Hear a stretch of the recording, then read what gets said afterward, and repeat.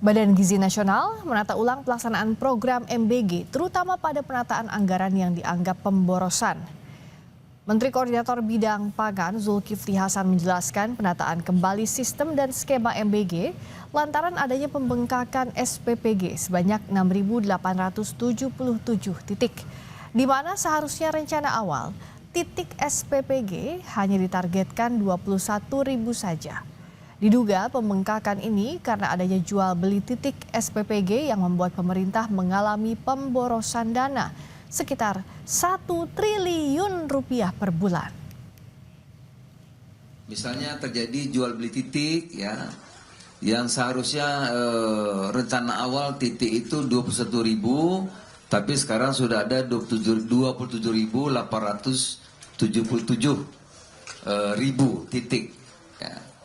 Nah, ada membengkak 6.877 titik. Ya, laporan Ibu Nani tadi barusan, kalau 6.877 penambahan, kalau 6 juta satu hari, maka 1 tahun ada 1 bulan. 1 bulan ada pengeluar lebih 1 triliun. Pemborosan, berarti kalau 1 tahun berapa itu Bu? 12 triliun. Nah, ini yang maka perlu penataan untuk ditata agar bisa diperbaiki dan diselesaikan.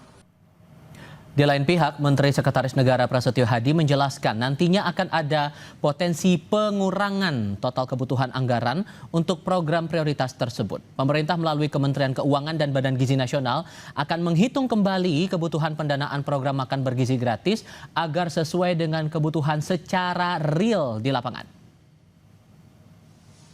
Bukan pemangkasan ya, tapi dari hasil perhitungan kita meyakini bahwa akan ada pengurangan kebutuhan anggaran dari program makan bergizi gratis ini.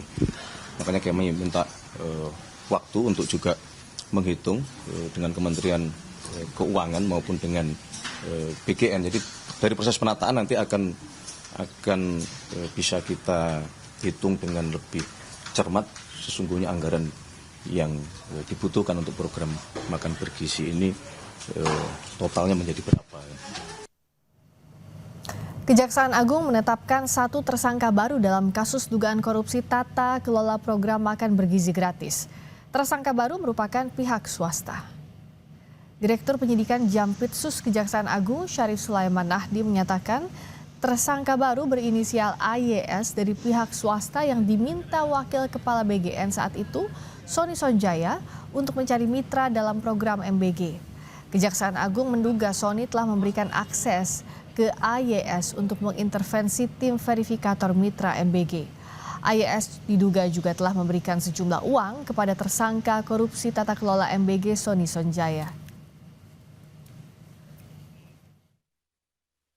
Bahwa Saudara SS melawan hukum memberikan akses kepada AYS untuk melakukan intervensi kepada tim verifikator mitra MBG sehingga dapat mengetahui titik-titik dapur yang kosong ya, dan mengatur sedemikian rupa calon SPPG yang mendaftar pada portal mitra MBG ya, yang semula telah disetujui kemudian menjadi dibatalkan status pendaftarannya.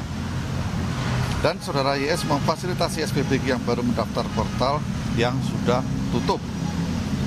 Bahwa setelah melakukan pengaturan titik-titik SPPG tersebut, Saudara AYS secara melawan hukum memberikan sejumlah uang ya, kepada tersangka SS.